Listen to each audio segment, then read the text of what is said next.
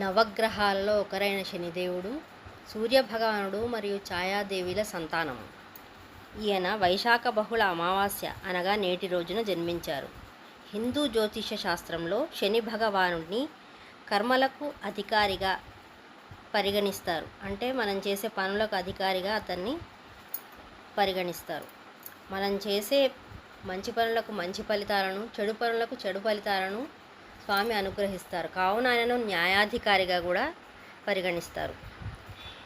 శనిదేవునకు నువ్వుల నూనె, ఇనుము, నల్లటి వస్త్రాలు, నల్ల నువ్వులు మొదలైనవి చాలా ఇష్టం.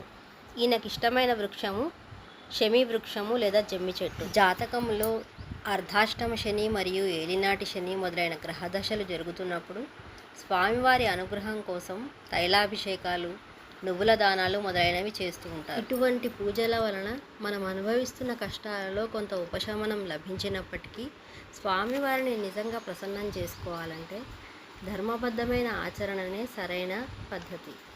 అంటే మనం చేస్తున్న దానిని పని ఏదైనా సరే పూర్తి నిష్ఠతో నియమంగా ధర్మంగా చేసినట్టయితే స్వామివారిని తొందరగా మనం ప్రసన్నం చేసుకోగలుగుతాం. ఉదాహరణకు ఒక ఉద్యోగి తన సంస్థ పట్ల పూర్తి నిజాయితీగా ఉంటూ కష్టపడి పనిచేయడం, ఒక వ్యాపారి తన అధిక లాభాల కోసం సరుకులను కల్తీ చేయకుండా అమ్మడం మొదలైనటువంటి ఆచరణ వలన మనం స్వామివారిని అత్యంత ప్రసన్నం చేసుకోవచ్చు. ఓం శం శనేశ్వరాయ నమః.